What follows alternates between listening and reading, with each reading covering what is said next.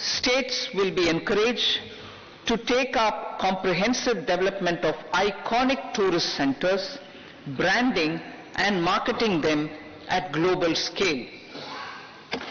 A framework for rating of the centers based on quality of facilities and services will be established. Long-term interest-free loans will be provided to states for financing such development on matching basis. To address the emerging fervor for domestic tourism, Honorable Speaker, sir, projects for port connectivity, tourism infrastructure and amenities will be taken up on our islands, including Lakshadweep. This will help in generating employment also. Promoting investments. The FDI inflow during 2014 to 23 was $596 billion US, marking a golden era. That is twice the inflow during 2005 to 14. For encouraging sustained foreign investment, we are negotiating bilateral investment treaties with our foreign partners in the spirit of First Develop India. FDI is First Develop India. Reforms in the states for Vikasit Bharat. Many growth and development enabling reforms are needed in the states for realizing the vision of Vikasit Bharat.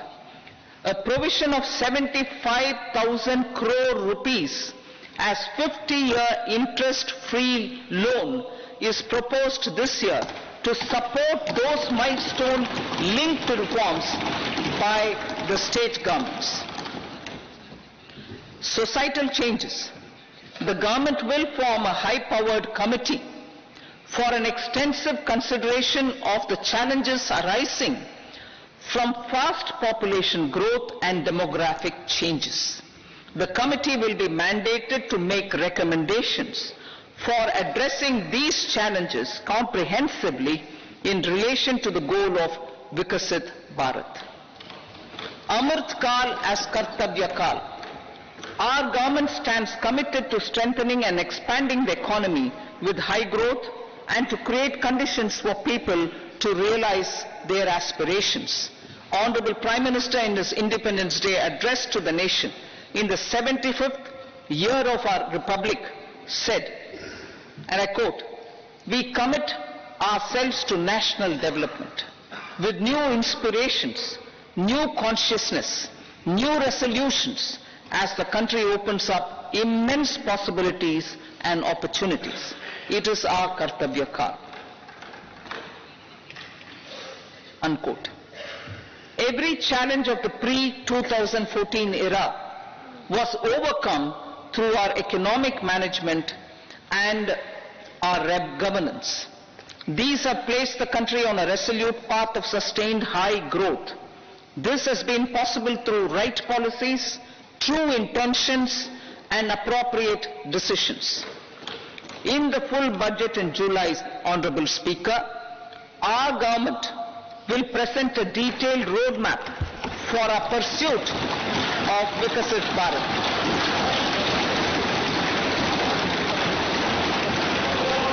Revised estimates of 2023-24. The revised estimate of the total receipts other than borrowings is 27.56 lakh crores of rupees, of which the tax receipts are 23.24 lakh crore rupees. The revised estimate of total expenditure is 44.90 lakh crore rupees. The revenue receipts at 30.03 lakh crore rupees are expected to be higher than the budget estimate, reflecting strong growth momentum and formalization in the economy. The revised estimate of the fiscal deficit is 5.8% of GDP, improving on the budget estimate notwithstanding moderation in the nominal growth estimates. Budget estimates for 2024-25. Coming to the year 2024-25, the total receipts other than borrowings and total expenditure are estimated at 30.80 and 47.66 lakh crore rupees respectively. The tax receipts are estimated at 26.02 lakh crore rupees. The scheme of 50-year interest-free loan for capital expenditure to states will be continued this year with an outlay of 1.3 lakh crore rupees. We continue on the path of fiscal consolidation as announced in my budget speech of 2021-22 to reduce fiscal deficit below 4.5% by 25-26. The fiscal deficit in 2024-25 is estimated to be 5.1% of GDP, adhering to that path. So the gross and net market borrowings through dated securities during 24-25 are estimated at 14.13 lakh crore rupees and 11.75 lakh crore respectively. Both will be less than that in 23-24. Now that the private investments are happening at scale, the lower borrowings by the central government will facilitate larger availability of credit for the private sector. Vote on account. I'll be seeking vote on account approval of the Parliament through the appropriation bill for a part of the financial year 2024-25. I will now move to Part B. Honorable Speaker, sir, over the last 10 years, the direct tax collections have more than trebled and the return filers swelled 2.4 times. I would like to assure the taxpayers that their contributions have been used wisely for the development of the country and welfare of its people. I appreciate the taxpayers for their continued support. The government has reduced and rationalized tax rates.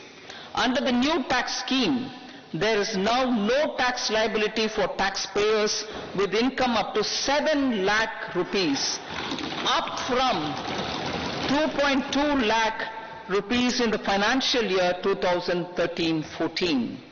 The threshold for presumptive taxation for retail businesses was increased from 2 crores to 3 crores. Similarly, the threshold for professionals eligible for presumptive taxation was increased from 50 lakh rupees to 75 lakh rupees. Also, corporate tax rate was decreased from 30% to 22% for existing domestic companies and to 15% for certain new manufacturing companies. Honorable Speaker, sir, in the last 5 years, our focus has been to improve taxpayer services. The age-old jurisdiction-based assessment system was transformed with the introduction of faceless assessment and appeal, thereby imparting greater efficiency, transparency, and accountability. Introduction of updated income tax returns, a new Form 26AS, and pre-filling of tax returns have made filing of tax returns simpler and easier. Average processing time of returns has been reduced from 93 days in the year 2013-14 to a mere 10 days this year, thereby making refunds faster. Indirect taxation. By unifying the highly fragmented indirect tax regime in India, the GST has reduced the compliance burden on trade and industry. The industry has acknowledged the benefits of GST. According to a recent survey conducted by a leading consulting firm, 94% of industry leaders view the transition to GST as largely positive. According to 80% of the respondents, it has led to supply chain optimization, as elimination of tax arbitrage and octroi has resulted in disbanding of checkposts at the state and city boundaries. At the same time, tax base of GST more than doubled, and the average monthly gross GST collection has almost doubled to 1.66 lakh crores this year. States too have benefited. States' SGST revenue, including compensation released to states in the post-GST period of 2017-18 to 2022-23, has achieved a buoyancy of 1.22. In contrast, the tax buoyancy of state revenues from subsumed taxes in the pre-GST 4-year period of 2012-13 to 2015-16 was a mere 0.72. The biggest beneficiaries are consumers, as reduction in logistic cost and taxes have brought down prices of most goods and services. We have taken a number of steps in customs to facilitate international trade. As a result, the import release time declined by 47% to 71 hours at inland container depots, by 28% to 44 hours at air cargo complexes, and by 27% to 85 hours at seaports over the last 4 years since 2019, when the national time release studies were first started. Tax proposals. As for tax proposals, in keeping with the convention, I do not propose to make any changes relating to taxation and propose to retain the same tax rates for direct চলছে Nirmala সীতারমণের budget পেশ 2024 লোকসভার আগে মোদী সরকারের শেষ budget অধিবেশন এবং তাকে কেন্দ্র করে ইতিমধ্যেই কিন্তু একাধিক বিষয় নিয়ে কথা বলছেন আজ অর্থমন্ত্রী নির্মলা সীতারমণ। বিভিন্ন পদ্ধতিতে বিভিন্ন ধাপে তিনি আলোচনা করেছেন। বিশেষ করে আজ দেখা গেছে জিএসটি, সেই জিএসটি নিয়ে তিনি আলোচনা করেছেন কিভাবে এই জিএসটি কে কেন্দ্র করে দেশের অর্থনীতির চাকা ঘুরছে তারই উদাহরণ তিনি বারংবার আজকের এই অধিবেশন আজকের এই বাজেটকে কেন্দ্র করে দিচ্ছেন। একে একে তিনি একাধিক বিষয় নিয়ে কথা বলেছেন। প্রথমেই তিনি কথা বলেছেন দেশের মেডিকেল কলেজ নিয়ে। বিশেষ করে তিনি আজকে প্রথমেই বক্তৃতা রাখতে গিয়ে দেশের মেডিকেল কলেজ আরো অনেকটাই বৃদ্ধি করা হবে সেই বিষয় নিয়ে কথা বলেছেন। তিনি বলছেন বিভিন্ন জায়গা বিভিন্ন রাজ্যকে এই মুহূর্তে বাছাই করা হয়েছে এবং সেই জায়গায় মেডিকেল কলেজ তৈরি করা হবে, যাকে কেন্দ্র করে মেডিকেল পড়ুয়ারা অনেকটাই সুবিধে পাবে। অনেক ক্ষেত্রেই দেখা যায় যে বহিরাজ্যে গিয়ে পড়ুয়াদের মেডিকেল নিয়ে পড়াশোনা করতে হয়, তাই এবার মেডিকেল কলেজের উপর জোর দিচ্ছেন কেন্দ্রীয় সরকার। আরেকটা বিষয় হচ্ছে কৃষি। আমরা এর আগেই আপনাদের সামনে তুলে ধরেছিলাম যে কৃষকদের উন্নয়নে এবার কেন্দ্রীয় সরকার বিভিন্ন প্রকল্পে কাজ করবে। তারই অঙ্গ হিসেবে আজ দেখা গেল কৃষিতে পিপি মডেল আরো বেশি বাড়ানো হবে, অর্থাৎ পিপি মডেলের উপর আরো বেশি জোর দিচ্ছে নির্মলা সীতারমণ। কৃষকদের আয় কিভাবে দ্বিগুণ করা যায়, কৃষকরা কিভাবে স্বনির্ভর হবে, তার জন্যই এই পিপি মডেল আজ বাজেটে উত্থাপন করেছেন অর্থমন্ত্রী নির্মলা সীতারমণ। তারপর আসছে লাখপতি দিদি প্রকল্প। এই লাখপতি দিদি প্রকল্প আগামী দিনের জন্য যথেষ্ট গুরুত্বপূর্ণ এবং তাৎপর্যপূর্ণ। নির্মলা সীতারমণ বলছেন এই লাখপতি দিদি প্রকল্পের মাধ্যমে যারা মহিলারা রয়েছে, যারা স্বনির্ভর গোষ্ঠীর মহিলারা রয়েছে, তারা অনেকটাই উপকৃত হবেন। তারা এই লাখপতি দিদি প্রকল্পের মাধ্যমে বিভিন্ন ব্যবসা শুরু করতে পারবেন। তাই আগামী দিনে এই লাখপতি দিদি প্রকল্প যথেষ্ট গুরুত্বপূর্ণ এবং আজকের বাজেট অধিবেশনকে কেন্দ্র করে এই প্রকল্প উত্থাপন একেবারে চমক ছিল আজকের এই বাজেটকে কেন্দ্র করে। আরেকটা বিষয় হচ্ছে ব্যাংকিং ফেসিলিটিকে কিভাবে বাড়ানো যায় তার উপর জোর দেওয়া হয়েছে। এর আগেও দেখা গেছিল কেন্দ্রীয় সরকার সরকারের তরফ থেকে আবেদন করা হয়েছিল প্রত্যেকেই যেন জিরো ব্যালেন্সের একটি অ্যাকাউন্ট খোলেন যে কোনো শাখায়, এবং তারই উপর আবারও যেন আজ বাজেটে বড় উত্থাপন করলেন নির্মলা সীতারমণ। তিনি আজ তুলে ধরেছেন যে ব্যাংকিং যে ফেসিলিটি, সেই ফেসিলিটি সাধারণ মানুষের সামনে কিভাবে তুলে ধরা যায়, সাধারণ মানুষকে কিভাবে ব্যাংকিং ফেসিলিটি, ব্যাংকিং এর বিভিন্ন সহায়তা প্রদান করা যায়, তার উপর এই মুহূর্তে কেন্দ্রীয় সরকার জোর দিচ্ছে। আরেকটি বিষয় তা হচ্ছে জল বিদ্যুৎ ব্যবস্থা বা বাড়ি, সে সমস্ত ক্ষেত্রেও এই মুহূর্তে কেন্দ্রীয় সরকার জোর দেবে।